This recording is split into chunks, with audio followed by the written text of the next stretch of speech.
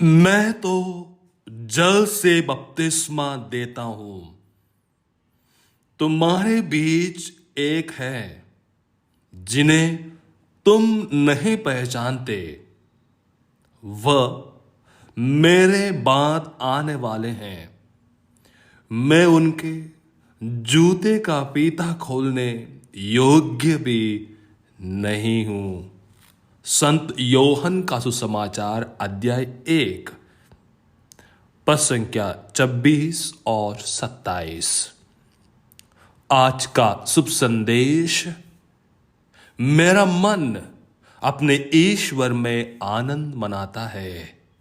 मेरा मन अपने ईश्वर में आनंद मनाता है।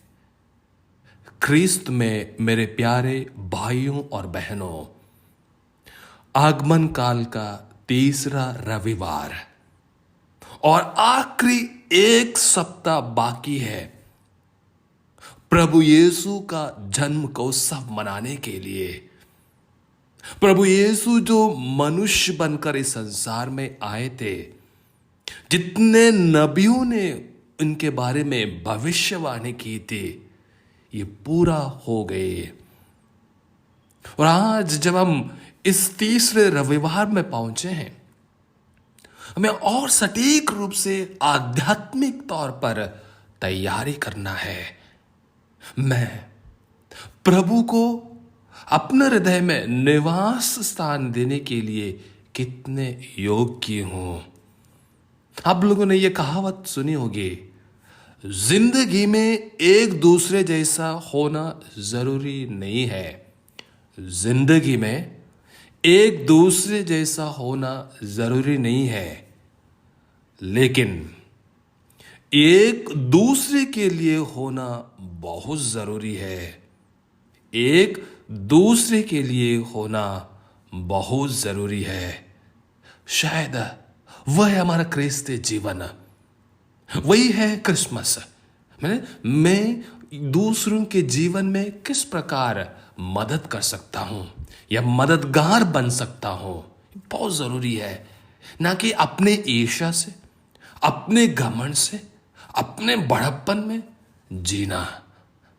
पहले पाठ आज का सुसमाचार में किस प्रकार संत योहन बपतिस्ता के बारे में बतलाते हैं। वो निर्जन प्रदेश में जीते थे, उनका खाना कुछ नहीं था, मधु और टिड्डियां, साधारण सा जीवन। लेकिन वो मार्ग तैयार करने वाला व्यक्ति, प्रभु के आने के लिए तैयार करने के व्यक्ति कौन? वही है। लेकिन अपने आप को क्या समझते हो? बड़ा नहीं। वो कहते हैं उनके जूते का फीता खोलने भी मैं योग्य नहीं हूं। विनम्रता, अपने को अपनाना। कहां तक मैं हूं?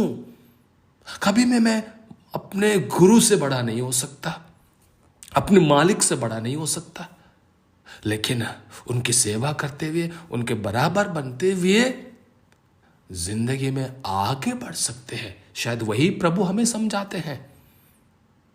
नबी ईसायाह आज का पहले पाठ में कहते हैं, प्रभु का आत्मा मुझ पर छाया रहता है। क्यों?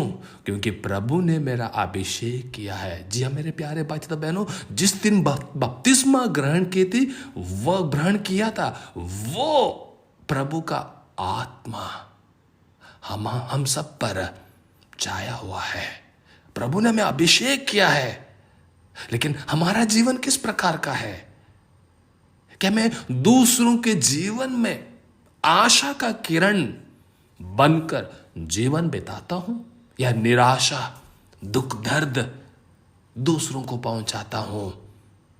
ईर्ष्या, जलन, घमंड, क्या ये मुझे रोकता है? आज क्या है?